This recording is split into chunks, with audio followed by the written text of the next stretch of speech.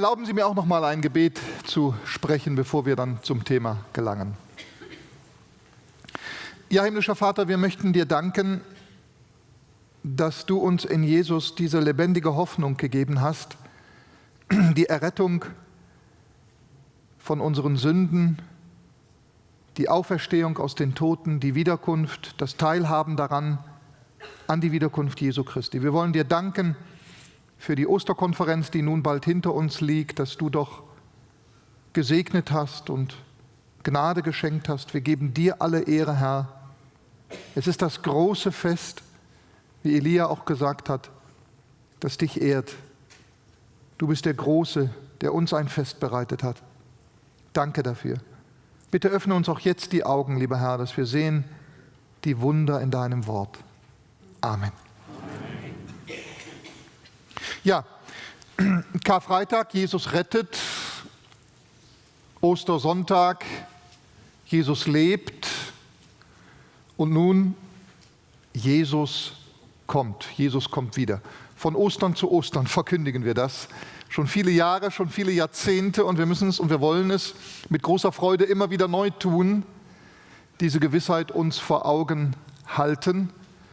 Und der größte Hinweis dafür, dass Jesus wiederkommt, ist ja, dass er schon mal hier gewesen ist. Er hat wirklich hier auf dieser Erde gelebt, in Israel, und so präzise und wirklich, wie er lebte, so präzise und wirklich wird er wiederkommen. Jesus Christus ist der große Knecht Gottes. Das wird uns in Jesaja an verschiedenen Stellen offenbart, unter anderem auch in Jesaja Kapitel 42. Er ist mein Knecht. Jesus ist aber auch der große Held, der Herr aller Herren, der wiederkommt. Ich glaube manchmal so, vielleicht unbewusst, aber es gibt ja viele Filme, spannende, vielleicht, sagen wir mal, Actionfilme, Abenteuerfilme und so weiter und so fort. Und da werden ja immer wieder so Helden dargestellt und manchmal dann eben auch so Helden, die dann im ersten Teil des Filmes so durch gewisse Krisen gehen, durch Nöte gehen, vielleicht verachtet sind, Niederlagen sogar erleiden, und dann kommt eine neue Szene und dann stehen die plötzlich da als die Helden und dann befreien die eine Welt vom Untergang und von all den Ungeheuern, die da auftreten und so weiter. Ja, jetzt denken Sie, ich hätte Film geguckt, ne? Aber es ist nicht so. Aber man kriegt das ja doch so mit. Und ich denke ja, eigentlich für all diese Serien oder Filme oder Kinofilme oder Actionfilme, da ist, ich glaube, unbewusst vielleicht, Jesus oft so diese Grundlage dafür. Was dieser Herr geleistet hat, was er uns gebracht hat, die Geschichte Gottes mit dieser Welt könnte nicht spannender sein als der spannendste Film. Die Bibel ist kein Roman, der verfilmt wird in dem Sinne. Der Held Jesus Christus ist keine Fantasie, wie die vielen Schauspielerhelden, die das da irgendwie darstellen. Jesus ist die Wahrheit, seine Geschichte könnte nicht spannender sein, seine Geschichte könnte nicht wahrer sein. Wenn Sie Ihre Bekannten fragen, was meint ihr, was ist wohl der am meisten gesehenste Film aller Zeiten? Dann werden vielleicht manche sagen Ben-Hur oder vielleicht Spiel mir das Lied vom Tod oder wie heißt das, alle vom Winde verweht oder Avatar, das war ja auch so ein berühmter Film jetzt geworden, den so ganz viele Menschen gesehen haben. Und das sind also bekannte Filme, Titanic. Aber der meistgesehenste Film aller Zeiten ist der Jesus-Film. Seit 1976 gibt es ihn. Mittlerweile, rechnet man hoch, haben 6 Milliarden Menschen diesen Film gesehen. und ungefähr 200 Millionen Männer, Frauen und Kinder sollen aufgrund dieses Films eine Entscheidung für Jesus Christus getroffen haben. Er ist bis heute in fast 1200 Sprachen übersetzt und synchronisiert, der Jesus-Film. Was will ich damit sagen, so als Einleitung? Ja, was will ich damit sagen? Ich möchte damit sagen, Jesus ist ohne Zweifel die faszinierendste Persönlichkeit aller, die jemals gelebt haben. Er ist unübertroffen und sein Leben, sein Werk ist die Grundlage für vielleicht, ich sagte ja, unbewusst viele Filme und Romane und so weiter. Es wird eigentlich nur kopiert, billig kopiert, oftmals falsch kopiert. Aber so im Ansatz ist es doch eine Grundlage. Niemand, da ist man sich einig eigentlich, niemand hat die Welt so bewegt wie der Herr Jesus und kein Leben ist beeindruckendster als das Leben unseres Herrn. Das ist unwahrscheinlich. Und hier eben, um darauf jetzt zu kommen, Jesaja Kapitel 42 liefert uns eine ganz bemerkenswerte Reihenfolge über das erste Kommen Jesu als der Knecht, als der verkannte Knecht. Und dann gibt es plötzlich so eine neue Szene, eine kurze Pause. Und dann geht es mit ihm weiter und es geht um seine Wiederkunft, in der er auftritt als der ewige Held, der diese Welt befreit von allen Ungeheuern und Ungeheuerlichkeiten.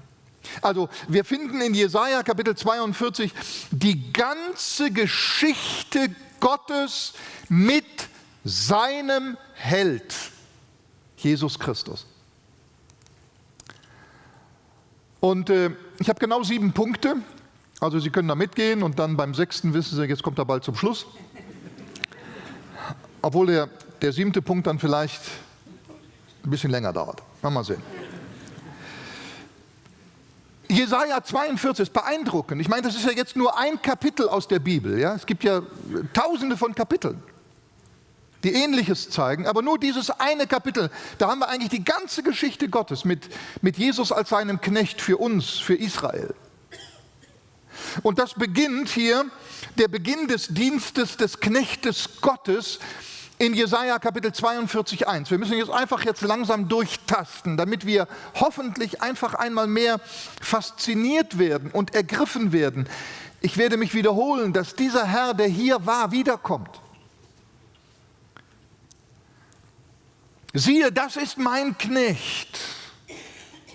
Damit beginnt es. Gott hat keinen anderen.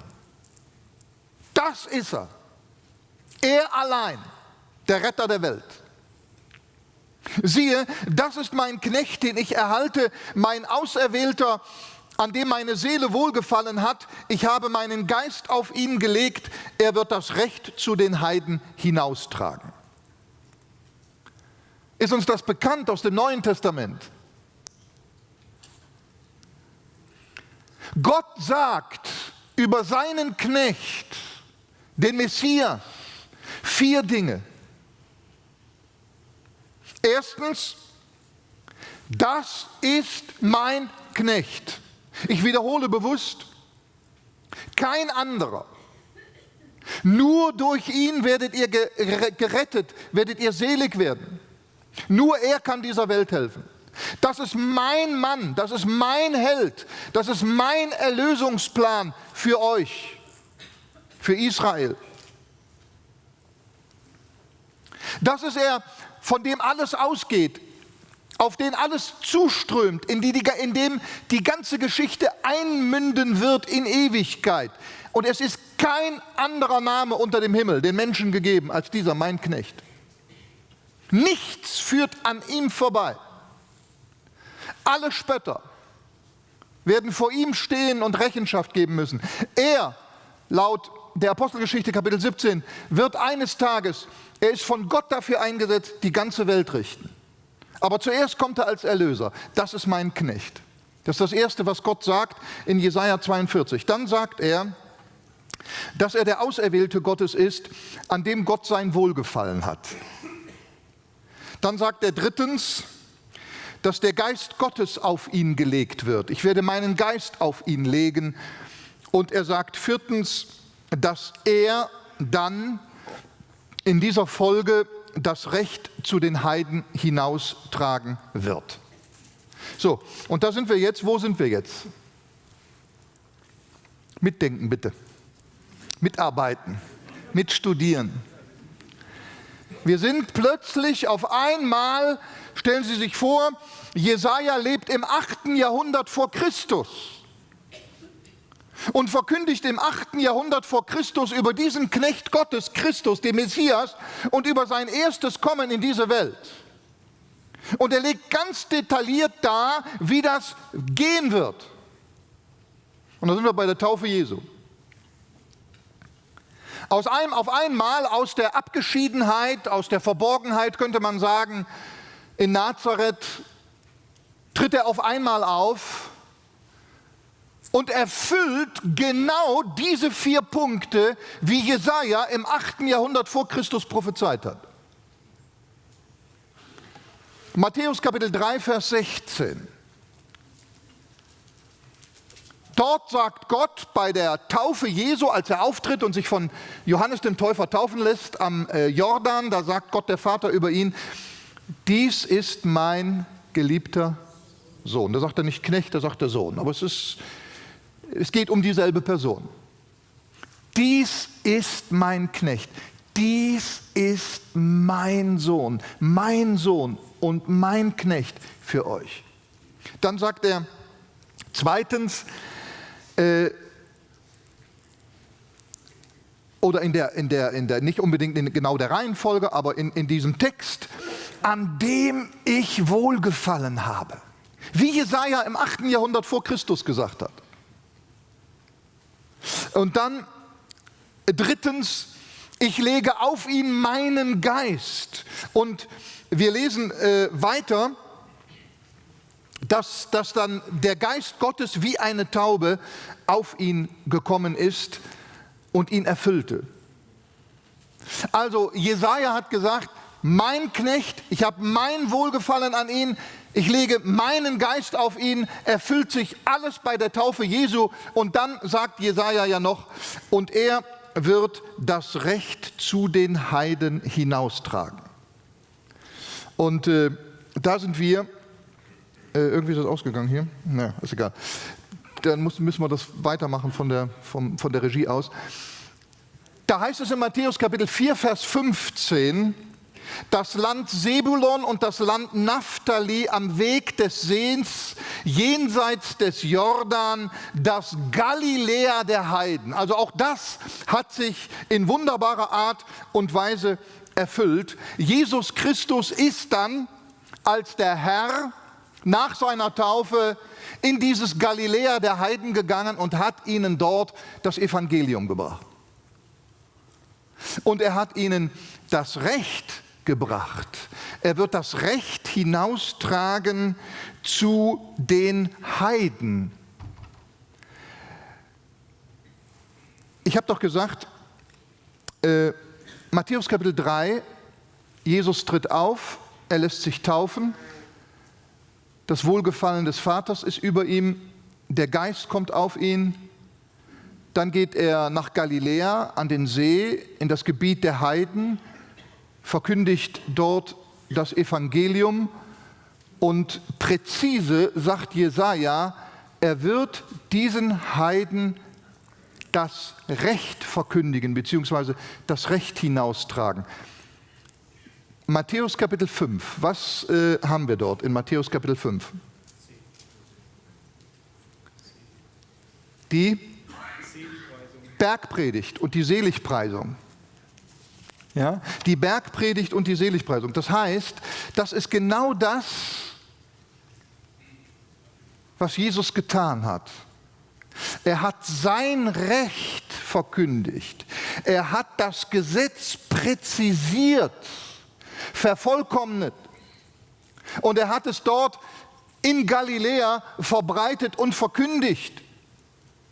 Somit hat sich das also Alles erfüllt, was Jesaja 800 Jahre vor Christus prophezeit hat. Dann zweitens, zweiter Hauptpunkt, das Auftreten des Knechtes Gottes. Jesaja 42,2, er wird nicht schreien und kein Aufhebens machen, noch seine Stimme auf der Gasse hören lassen. Auch das trifft auf Jesu erster Ankunft vollkommen zu, als er als Knecht in diese Welt kam. Jesus ist ja nie durch die Straßen gelaufen, sagen wir mal, in Jerusalem und hat sich da auf eine Kiste gestellt oder auf einen Felsen und verkündigt, ich bin der Messias, ich bin der König und ihr müsst jetzt alle an mich glauben und mir folgen. Hat er nie getan. Im Gegenteil, er war der Sanftmütige, der Demütige, der keinen politischen Anspruch äußerte. Er war das Lamm Gottes, der sogar bis in seinen Tod hinein schwieg.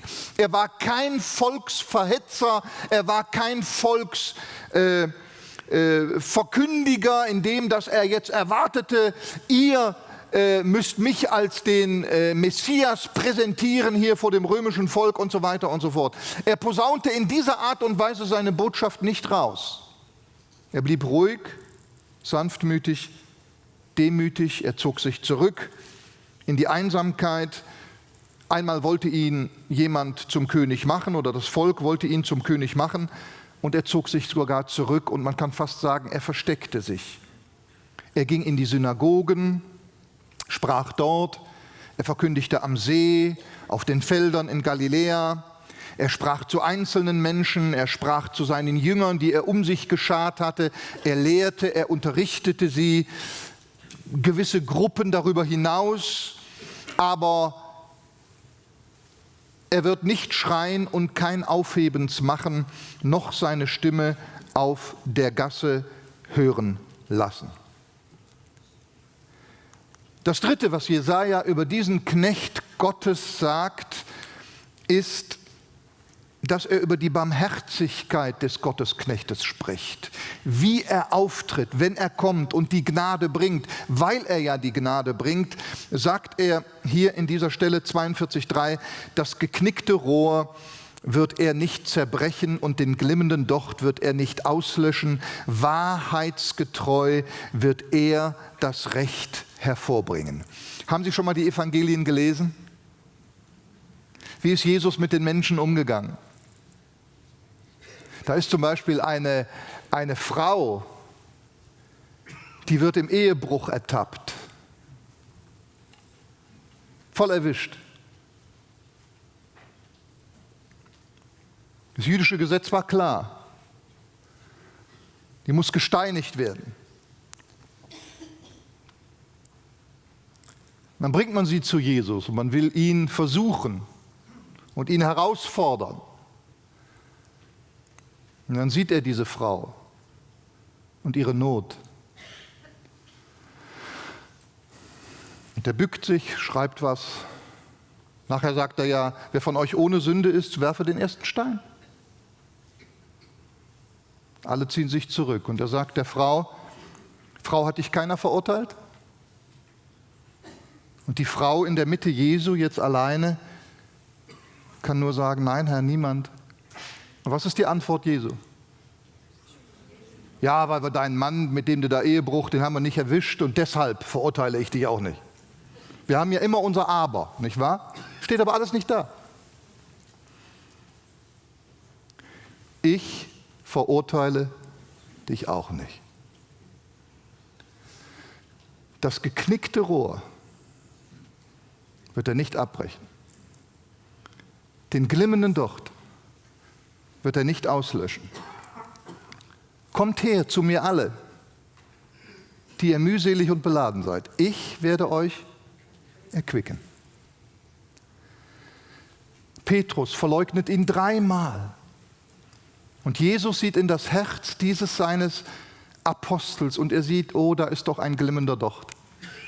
Der hat mich zwar jetzt 3-mal verleugnet, aber da ist doch ein glimmender Docht und den werde ich wieder anfachen. Petrus, liebst du mich? Ja, Herr, du weißt es doch. Weide meine Schafe, meine Lämmer. Werde der Hüter meiner Herde. Also, vielleicht zwischendurch jetzt einfach mal ganz einfach gefragt, sind Sie zurzeit jemand, der ein geknicktes Rohr ist? Oder ein glimmender Docht? Da ist so viel eingeschlafen, da ist so viel erkaltet, da ist so viel ausgelöscht, da ist so viel vielleicht überdeckt, da sind Sünden gekommen, die haben das Feuer für Jesus so zum Ersticken gebracht und da glüht nur noch so ein bisschen so in so einem kleinen Eckchen da im Herzen. Da ist Jesus genau der richtige Mann für Sie. Dürfen Sie heute sagen, oh Herr, du siehst mich, ich bin genau das. Sehen Sie, das ist die Gnadenzeit. Dafür ist er gekommen. Suchen wir kein Aber, kein Wenn und Aber. Ja, aber. Immer gleich wieder. Ja, aber. Kein Aber. Ganze, vollkommene Gnade. Und dann sehen wir auch, wo das hinführt. Geht ja dann weiter. Der Kreuzesweg dieses Knechtes. Jesaja 42,4. Er wird nicht ermatten und nicht zusammenbrechen, bis er auf Erden das Recht gegründet hat. Und die Inseln werden auf seine Lehre warten. Er wird nicht nur das geknickte Rohr nicht zerbrechen oder den glimmenden Docht auslöschen. Er wird so lange, ich sage jetzt mal, am Ball bleiben, er wird so lange dranbleiben, er wird so lange überwinden und alles durchstehen, bis er das Recht gegründet hat. Er wird das Recht verkündigen den Heiden, er wird es hervorbringen und er wird es gründen. 3-mal ist in diesem Kapitel über das Recht die Rede. Da sehen wir, worum es Gott ging, um uns Recht zu sprechen. Ich weiß nicht, wie Sie das sehen, aber für mich ist das hier ein Beleg mit, dass ich für mich die Entscheidung getroffen habe, ich glaube nicht, dass Jesus auf der Via Dolorosa zusammengebrochen ist.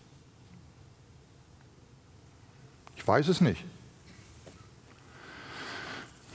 Die Römer konnten damals, die hatten das Gesetz, die konnten damals willkürlich einem anderen das Kreuz, den Querbalken auflegen.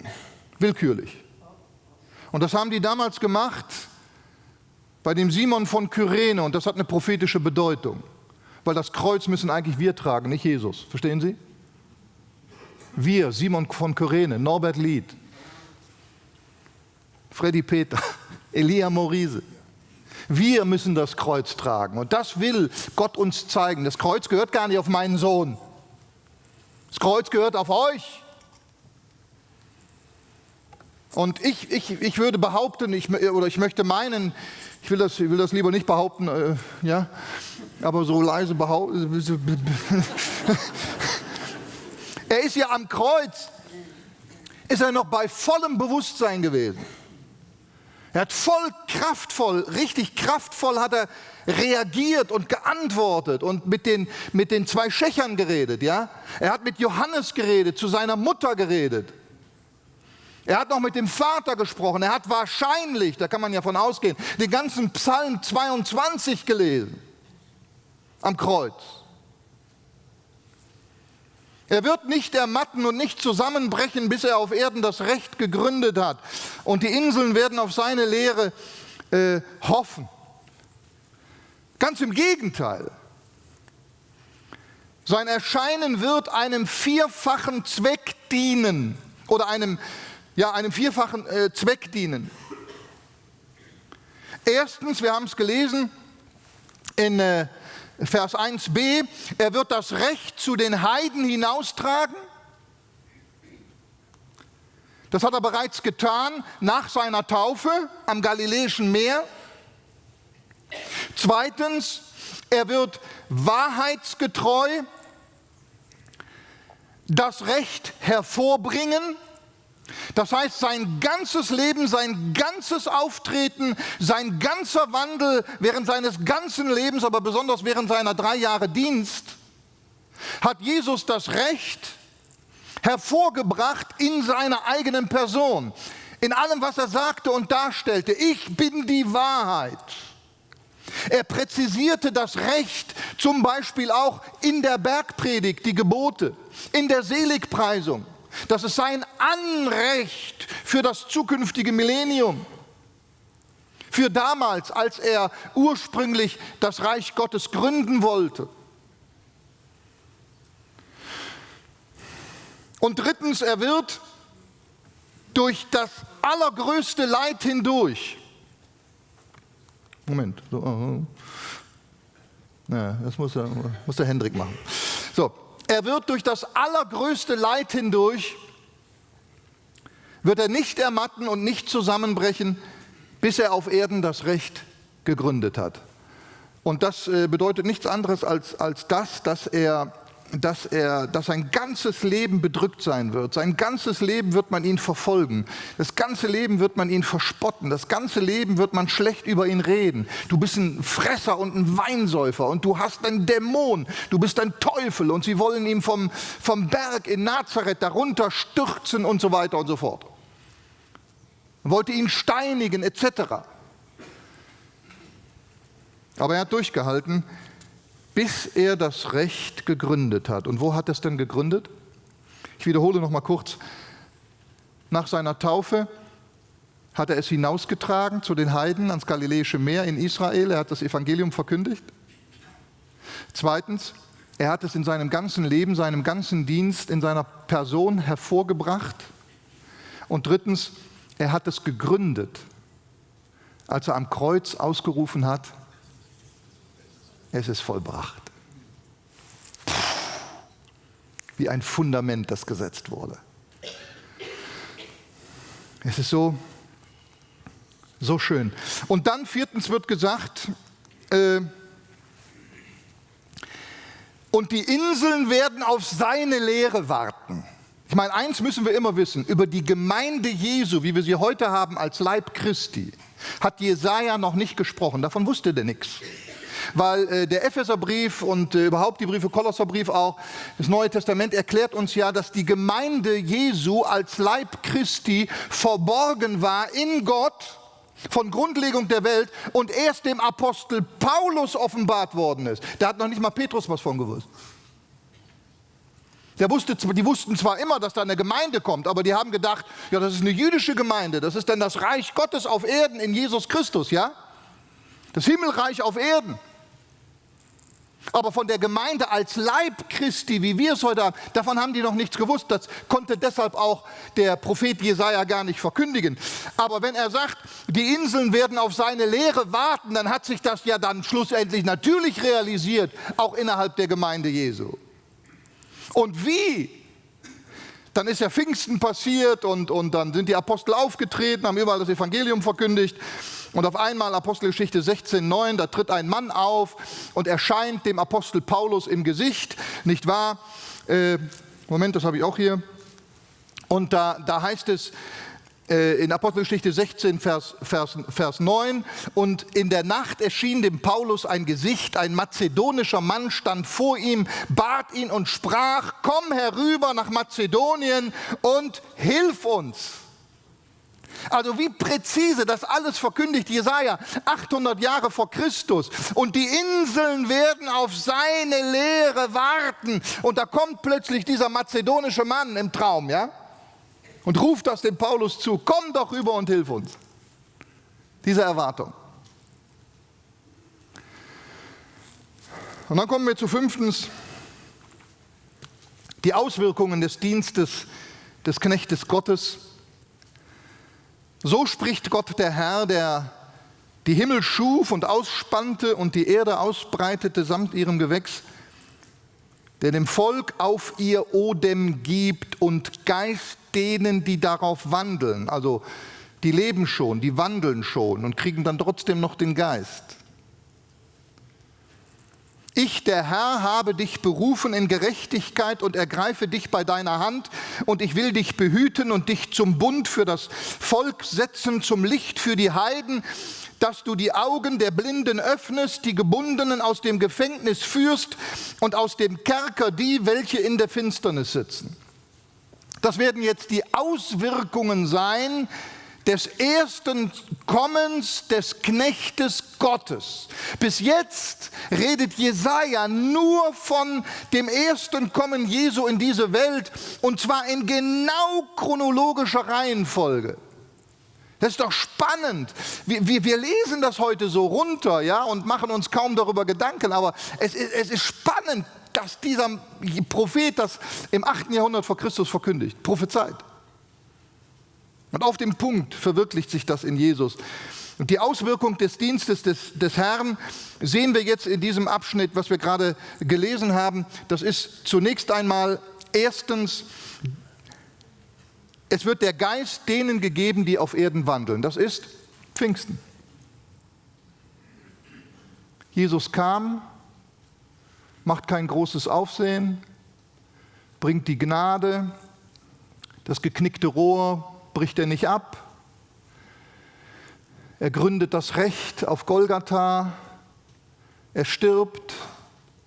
Er ersteht von den Toten. Er fährt gen Himmel. Und dann passiert Pfingsten. Zweitens, er setzt den neuen Bund ein für das Volk. Der neue Bund des Neuen Testamentes, das später auch Israel gilt, Jeremia 31, 31, aber in das nun auch die Gemeinde Jesu hineingekommen ist. Das ist das Neue Testament. Am Donnerstag, ja, haben wir Abendmahl hier gefeiert. Das ist das Neue Testament in meinem Blut, das vergossen wird für viele zur Vergebung der Sünden. Wir sind in diesen neuen Bund mit hineinversetzt worden, und wenn der Herr Jesus in Herrlichkeit wiederkommt, dann wird dieser Bund verwirklicht auch mit dem jüdischen Volk. Und drittens, das Licht kommt zu den Heiden. Das ist zum Teil schon passiert, als Jesus das erste Mal hier war, und es wird sich dann in noch grandiöserer Art und Weise verwirklichen, wenn der Herr in Herrlichkeit wiederkommt. Wenn wir das schon gelesen haben, eben von Ägypten, jetzt ist ja wie so ein Vorgeschmack, ne, dass da plötzlich die alle in der Kirche rennen, wahrscheinlich Moslems und alles und Staatsbeamte und gut, wir wissen, es gibt noch viel Anfechtungen und Trübsal wird noch kommen, aber das sind alles so schöne Anzeichen, finde ich. Gott wird am Schluss zum Recht kommen und er wird alles verwirklichen, was er gesagt hat. Und jetzt nähern wir uns fast einem anderen Kapitel. Einmal die Gewissheit der Prophetie, und bei diesem Punkt, dem 6., dem vorletzten Punkt, da gibt es auf einmal einen Sprung in eine andere Zeit. Ja, ich wiederhole, auf einmal, bisher ging alles, die erste Ankunft des Knechtes Gottes im 8. Jahrhundert vor Christus prophezeit, alles erfüllt sich präzise. Und auf einmal macht Jesaja einen Sprung in eine andere Zeit und er sagt, beziehungsweise Gott durch ihn natürlich, ich bin der Herr, das ist mein Name und ich will meine Ehre keinem anderen geben, noch meinen Ruhm den Götzen. Und jetzt kommt es, siehe, das Frühere ist eingetroffen und Neues verkündige ich. Ehe es hervorsproßt, lasse ich es euch hören. Das war ja sowieso bei Jesaja schon so der Fall gewesen. Alles, was Jesaja bis dahin prophezeit hat über Weltreiche, zum Beispiel auch über Assyrien zur Zeit des Königs Hiskia und so, das hatte sich ja alles erfüllt. Dass Hiskia zum Beispiel, dass Sanherib zum Beispiel keinen Pfeil nach Jerusalem schießen durfte, ja, und Jerusalem nicht einnehmen konnte, obwohl er es ja unbedingt wollte. Er stand vor den Toren Jerusalems und Gott hat gesagt, nix da, du, mein Lümmel. Du wirst nicht einen Pfeil da hineinschießen. Du wirst zurückkehren und du wirst selber sterben. Und dann waren da diese, wie viel waren es? 180.000? Vom assyrischen Heer, die dann plötzlich da zu Tode kamen, nicht wahr? Durch das Eingreifen Gottes. Und er musste unverrichteter Dinge abziehen und wurde dann durch seine eigenen Söhne in seiner Heimat umgebracht. Hatte sich alles erfüllt. Also, was Gott gesagt hat, ja? Siehe, das Frühere ist eingetroffen, Neues verkündige ich euch. Aber wenn wir jetzt davon ausgehen, dass Jesaja Kapitel 42 ja ein prophetisches Kapitel ist, dass er schon im 8. Jahrhundert vor Christus über die erste Ankunft Jesu sprach, und zwar detailliert, und das hat sich genau chronologisch erfüllt, dann können wir auch sagen, heute können wir im Blick auf den ersten Abschnitt dieses Kapitels, was wir bis jetzt also behandelt haben, können wir eigentlich sagen, siehe, das Frühere ist eingetroffen, oder nicht? Im Blick auf die erste Ankunft Jesu. Siehe, das Frühere ist eingetroffen. Der Knecht Gottes ist gekommen. Der Knecht Gottes ist so aufgetreten, wie Jesaja es prophezeit hat. Die Folge des Auftretens des Knechtes Gottes bis hin in die Nationenwelt hinein hat sich auch so erfüllt, wie Jesaja es prophezeit hat. Ein neuer Bund ist gekommen, wie Jesaja es prophezeit hat. Er hat das Recht Gottes gebracht, wie Jesaja es prophezeit hat.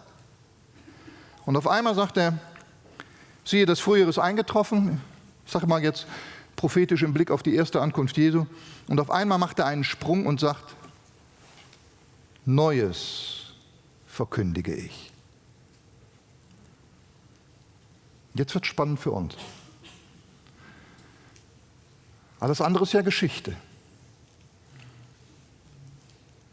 Und hat sich erfüllt. Und jetzt macht die Bibel einen Sprung, jetzt macht Jesaja einen Sprung in die Zukunft über die erste Ankunft Jesu und die Auswirkungen seiner ersten Ankunft hinaus in eine andere Zeit. Gott liefert uns sozusagen einen Beweis mit der Unterteilung der Geschichte. Bis dahin, ja, das Frühere ist eingetroffen. Und damit legt er uns einen Beweis vor die Füße und sagt, jetzt verkündige ich euch Neues. Und was glaubt ihr? Wird das auch eintreffen? So ist es. So ist es. Also genauso präzise und buchstäblich, wie Jesus das erste Mal kam, genauso präzise und buchstäblich wird er wiederkommen zur Aufrichtung seines Königreichs. Und dazu kommen wir jetzt in diesem Abschnitt. Das ist der 7. Punkt. Das zukünftige Reich des Königs, des Gottesknechtes. Und jetzt wird plötzlich ganz Neues verkündigt. Und lesen Sie mal aufmerksam mit nochmal diesen Text. Was für ein Unterschied auf einmal diese Aussagen sind zu dem, was wir alles bis jetzt gelesen haben im Blick auf die erste Ankunft Jesu. Das ist wie zwei Seiten der Medaille, ja? Wie zwei ganz verschiedene Kapitel. Singt dem Herrn ein neues Lied. Jetzt lese ich Vers 13 weiter. Der Herr wird ausziehen wie ein Held, wie ein Kriegsmann. Den Eifer anfachen. Er wird einen Schlachtruf, ja ein Kriegsgeschrei erheben. Er wird sich gegen seine Feinde als Held erweisen. Sehr lange habe ich geschwiegen. Bin still gewesen und habe mich zurückgehalten. Aber jetzt will ich schreien. Wie eine Gebärende und schnauben und schnaufen zugleich. Ich will Berge und Hügel öde machen und all das Gras verdorren lassen. Ich will Wasserflüsse in Inseln verwandeln und Seen austrocknen. Ich will die Blinden auf einem Weg führen, den sie nicht kennen, und auf Pfaden leiten, die ihnen unbekannt sind. Ich werde die Finsternis vor ihnen zum Licht machen und das Hügelige zur Ebene. Diese Worte werde ich erfüllen und nicht davon ablassen. Es sollen zurückweichen und tief beschämt werden, die auf Götzen vertrauen und zu gegossenen Bildern sagen, ihr seid unsere Götter. Ich möchte noch mal darauf hinweisen, merken Sie den Unterschied von dem, was bisher gesagt wurde in den ersten 6 Punkten, ja? Der ganze erste Teil von Jesaja, Kapitel 42, im Blick auf das erste Kommen des Knechtes Gottes, und auf einmal eine ganz andere Sprache. Betonung, Ausdrucksweise. Neues verkündige ich euch. Siehe, singt dem Herrn ein neues Lied. Und auf einmal denke ich mache jetzt mal einen Sprung in die Offenbarung hinein. Da werden wir konfrontiert mit einem neuen Himmel und einer neuen Erde. Siehe, ich mache alles neu. Aber dieses Neue in der Offenbarung, wie wird das eingeleitet? Genauso wie Jesaja hier sagt, durch eine Apokalypse, durch eine Offenbarung. Man könnte auch sagen, durch Geburtswehen der Zeit der Offenbarung. Ich werde schreien wie eine Gebärende und schnauben und schnaufen zugleich. Hat Jesus das nicht in den Evangelien gesagt, in seiner Endzeitrede, die Wehen, dass sie kommen? Hat es nicht der Apostel Paulus auch gesagt? Lesen wir darüber nicht auch in der Offenbarung? Dass das eine Wehenszeit ist, wie eine Frau, die durch diese Schmerzen der Geburt muss und dann aber neues Leben hervorbringt, ist immer was Schönes, nicht? Eigentlich dann. Er war der Herr und kam als Knecht. Er ging als Knecht und er kommt als Herr. Jesus, der Held. Der erste Abschnitt beschrieb die Zeit der Gnade. Ist jetzt noch da, immer noch da. Gott richtet diese Welt noch nicht. Auch das Fährunglück jetzt dort in Südkorea. Das ist ein schreckliches Unglück, das Gott zugelassen hat. Aber es ist immer noch nicht das Gericht. Es sind Mahnungen Gottes. Aber wir leben immer noch in der Gnadenzeit. Heute kann jeder, egal wo, auch dieser, wie heißt dieser aus Nordkorea? Wenn der den Namen des Herrn anrufen würde heute, würde der gerettet?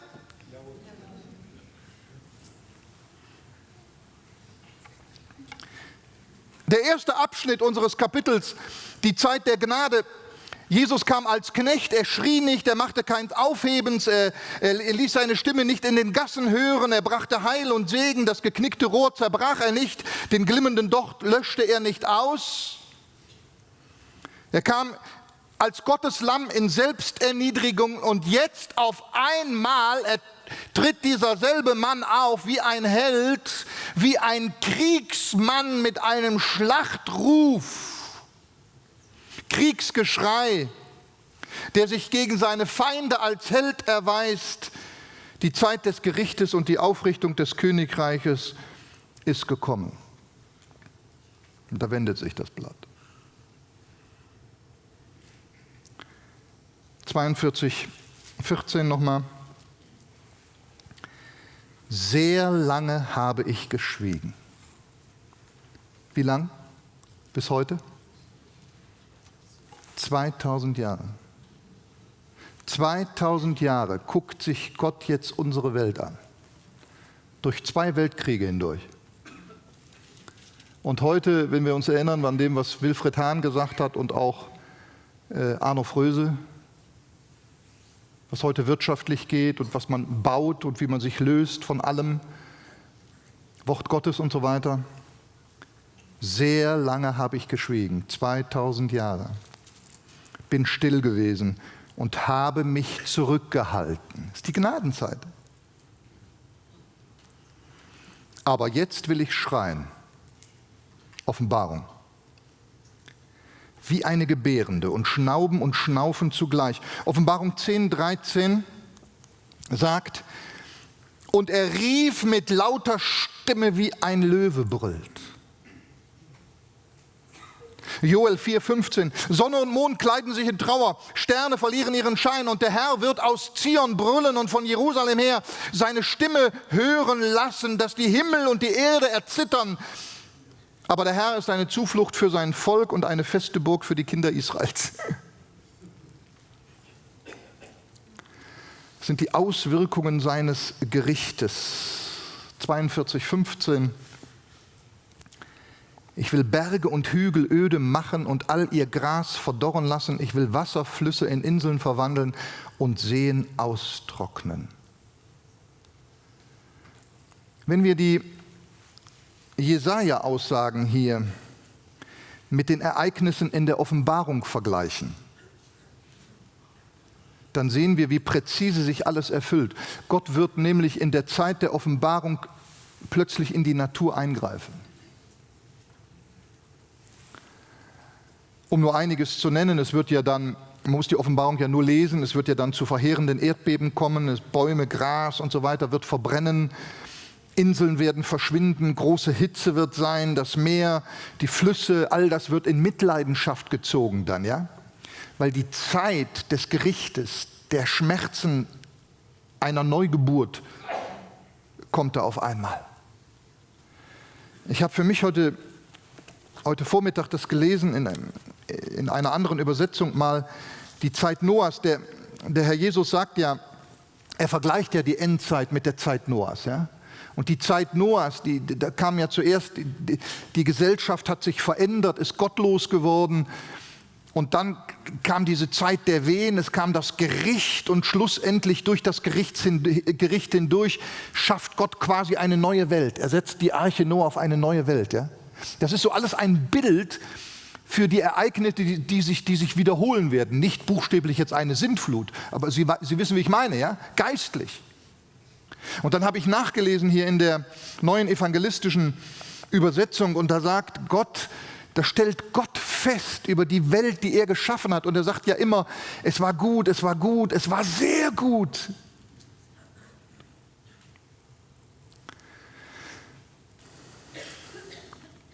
Die Erde aber verdarb vor Gott und füllte sich mit Verbrechen.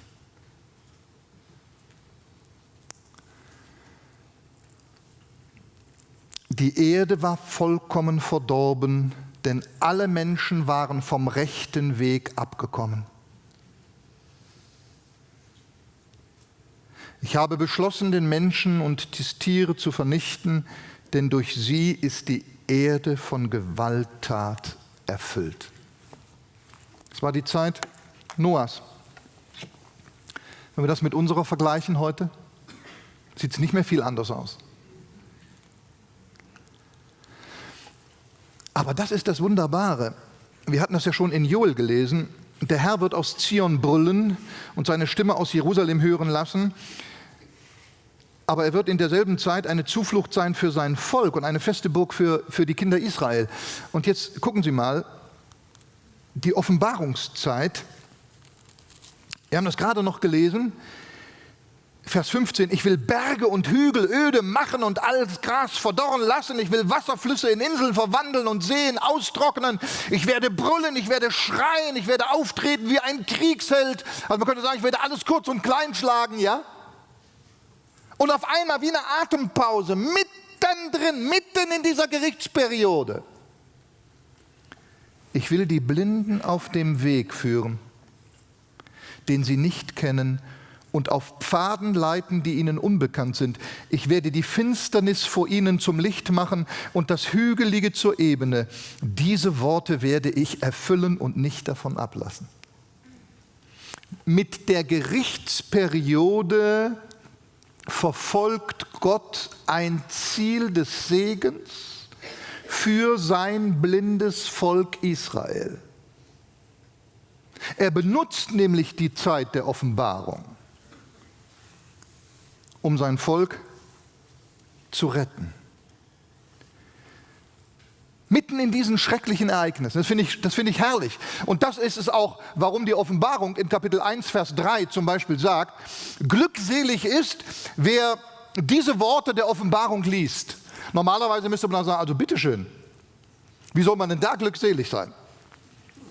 Ja, 6 Siegel oder 7 Siegel und dann 7 Posaunen und 7 Zornschalen und die Inseln verschwinden und die Hitze und die Dämonen treten auf und der Antichrist und die 10 Könige und da hier geht alles kaputt und da geht alles kaputt und Wehenszeit und Israel wird verfolgt und dieses und jenes und dann sagt die Bibel und beginnt damit in der Offenbarung, glückselig seid ihr, wenn ihr das alles lest. Warum? Weil wir sollen wissen, dass eine Hoffnung aufrechterhalten bleibt und dass Gott in dieser Zeit der Offenbarung sein Reich verwirklichen wird durch die Wiederkunft Jesu. Und es dann zu einem neuen Himmel und einer neuen Erde kommt, zu einem, siehe, ich mache alles neu, wo Tränen abgewischt werden, der Tod nicht mehr sein wird. Und das sollen wir wissen. Wir sollen wissen, dass es durch eine schreckliche Zeit geht. Aber das ist eben nicht das Ende. Und darum glückselig. Also die Auswirkungen für sein Volk wird sein, dass ihnen die Blindheit genommen wird und sie sehend werden und dass sie in Folge den Weg des Heils in ihrem Messias erkennen. Und Gott sagt über diese Zeit, die dann kommt, in diesem zweiten Abschnitt, diese Worte werde ich erfüllen und nicht davon lassen. Wo lesen wir das noch?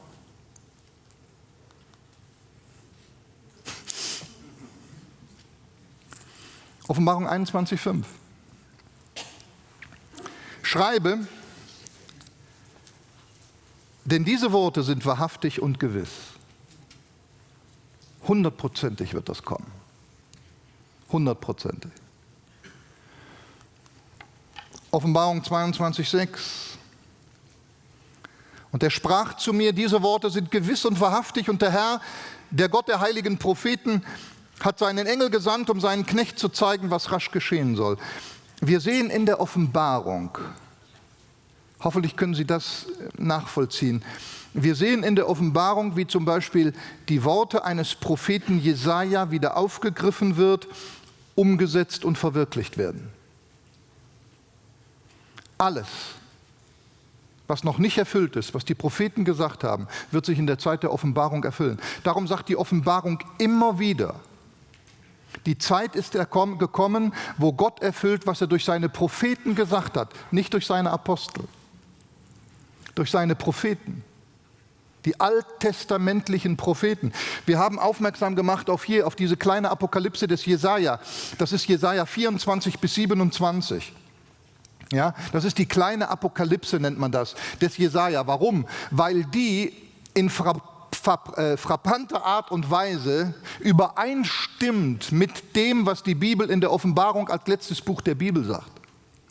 Ich habe am Anfang einleitend in diesem günstigen Broschürchen von nur 3 Fränklis, haben wir dargestellt die Parallelen von Jesaja, die Erwähnung des Jesajas zu der Offenbarung. Das ist unwahrscheinlich. Und dann muss doch jeder Blinder sehen, dass es in der Offenbarung um was anderes geht. Hauptsächlich wieder um Israel und um die Nationen und nur am Rand noch um die Gemeinde Jesu. Da werden ganz andere Schwerpunkte gesetzt. Das ist eine andere Zeit, da wird das alles wieder aufgegriffen vom Alten Testament. Auch was Jesus in den Evangelien gesagt hat, wird wieder aufgegriffen. Dann kam sozusagen in Anführungsstriche eine Pause, weil das Gemeindezeitalter als Leib Christi eingeschoben wurde. Und wenn das Gemeindezeitalter weg ist, dann zeigt uns die Offenbarung, wie sie wieder in die Evangelien eingreift.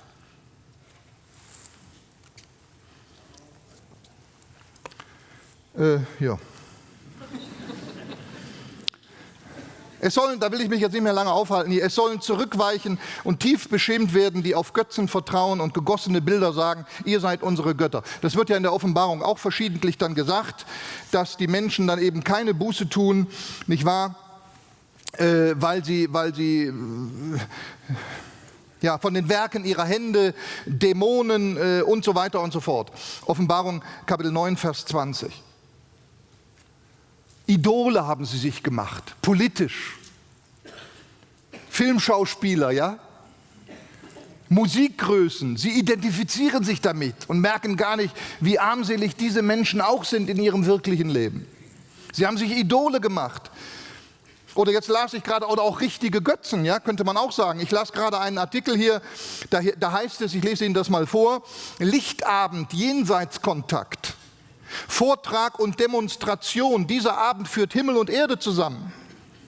Jeder, der offenen Herzens ist, kann die lichtvolle Energie spüren, die uns aus der geistigen Welt zufließt. Worte der Liebe werden von Engeln und verstorbenen Seelen übermittelt.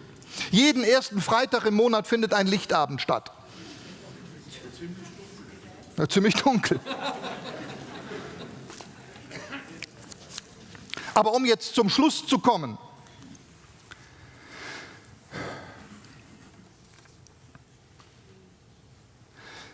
Jesaja, Kapitel 42, Vers 22 bis 23 gibt eine, ich muss nochmal zurück, Entschuldigung. gibt eine interessante Gegenüberstellung. Da sagt der Herr, und da greift er jetzt plötzlich wieder auf die Vergangenheit Israels beim ersten Kommen Jesu und redet dann wieder von der Zukunft. Das ist so ein Wechsel. Du hast viel gesehen und es doch nicht beachtet. Die Ohren hat er aufgetan und doch nicht gehört. Es gefiel dem Herrn, um seiner Gerechtigkeit willen das Gesetz groß und herrlich zu machen. Die Generation zur Zeit des ersten Kommens Jesu hatte so viel gesehen, oder? Und so viel gehört. Sie hatten ihn selbst vor Augen und seine Worte vor Ohren. Und was haben sie damit getan? Nicht beachtet. Gott hat ihnen das Gesetz groß gemacht. Das Gesetz groß und herrlich zu machen, lesen wir. Das hat Jesus getan. So stand er vor ihnen und macht das Gesetz groß und herrlich. Zum Beispiel, indem er ihnen die Bergpredigt verkündigt und die Seligpreisung. Und jetzt kommt's. Machen Sie damit, was Sie wollen. In den Evangelien fordert Jesus sein Volk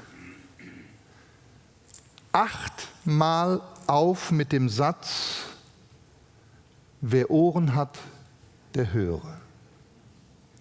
Wenn ich mich nicht verzählt habe. Aber ich habe es ein paar Mal durchgesucht und immer wieder nachgezählt. Ich glaube nicht, dass ich mich verzählt habe. Also, in den Evangelien fordert Jesus sein Volk 8-mal auf mit dem Satz, wer Ohren hat zu hören, der höre. Aber was muss er feststellen? Matthäus 13, 15. Denn das Herz dieses Volkes ist verstockt.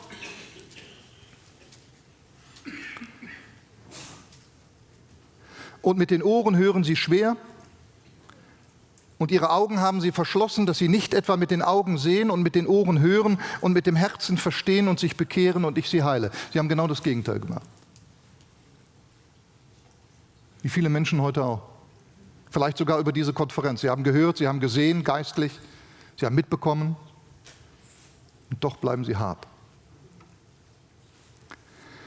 Und das Resultat von dem, Jesaja 42, 20, 21, du hast viel gesehen und es doch nicht beachtet. Die Ohren hat er aufgetan und du hast doch nicht gehört. Die Folge war,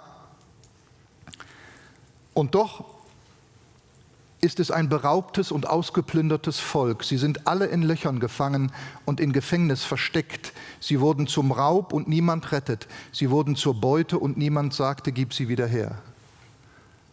Was war denn die Folge der Verwerfung Jesu, dass sie nicht gehört haben? 70 nach Christus. Wenn Sie mal lesen, hat jemand von Ihnen gelesen, die jüdischen Kriege oder der jüdische Krieg von Flavius Josephus? Sie versuchten sich zu verbergen. Im Tempelbezirk haben sie immer wieder neue Barrikaden aufgerichtet. Und die Römer drangen durch. Auf Massada, sie haben sich barrikadiert, sie haben sich in Zisternen versteckt, in Höhlen könnte man sagen, in Löchern. Und doch wurden sie zum Raub und zur Beute. Niemand war da, der rettete. Sie haben bis zum Schluss gehofft, jetzt muss doch Gott eingreifen, jetzt geht es ums Heiligtum sogar. Ja, die Römer drangen durch, bis zum Heiligtum, bis zum Tempel direkt. Jetzt wird Gott eingreifen. Nix. Totenstille. Weil sie vorher nicht gehört haben. Hat er jetzt nicht mehr gehört. Aber jetzt sagt der Herr, wer ist aber unter euch, der auf dieses hört, der Acht gibt und es zukünftig beachtet? Die Zeit wird sich sozusagen wiederholen. Es kommt die Zeit der Offenbarung und der Offenbarungen. Zum Beispiel, da treten die 2 Zeugen auf, ja? Da treten die 144.000 in Erscheinung. Und manch anderes, da wird das Evangelium verkündigt durch die Engel etc. etc. Und im Blick darauf sagt der Herr, wer ist es nun, der hört und Acht gibt und es künftig beachtet?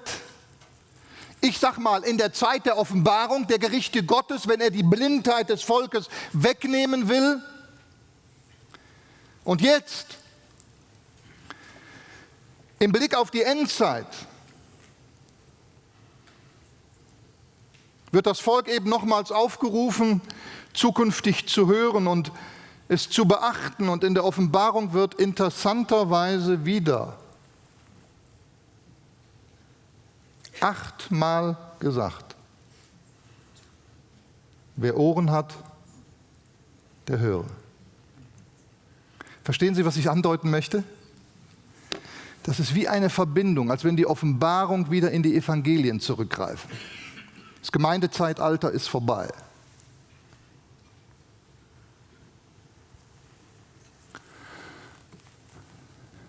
Ich weiß nicht, wann wir entrückt werden. Ich denke vor der großen Trübsal. Wer Ohren hat, der höre.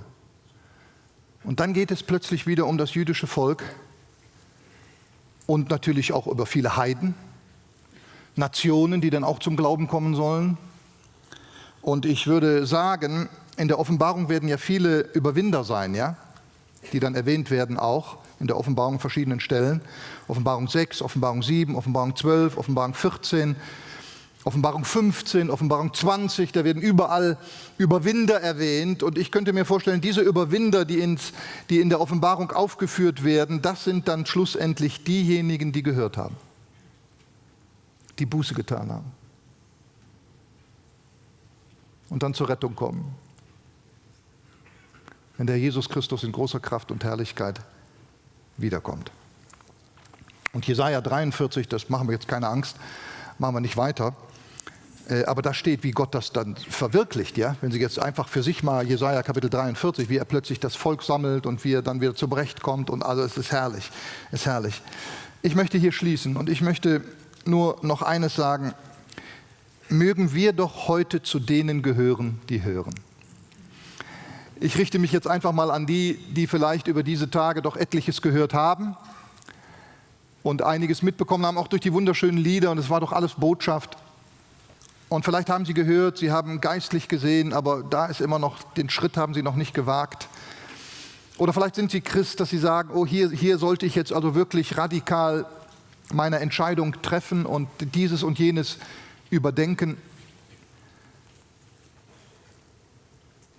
Wer ist aber unter euch, der auf dies hört, der Acht gibt und es künftig beachtet? Vielleicht haben Sie in der Vergangenheit missachtet. Und das hat Ihnen nur Kummer gebracht, das hat Ihnen nur Not gebracht, das hat Ihnen nur Leid gebracht. Das hat Ihnen nur ein verkorkstes Leben gebracht, weil Sie gehört haben und verachtet haben. Und jetzt gibt der Herr Ihnen eine neue Chance und er sagt: Mensch, hör doch jetzt, hör doch heute, geh doch auf mein Wort ein. Und wenn Sie das tun, siehe, ich mache alles neu. Amen. Ich möchte noch gerne beten.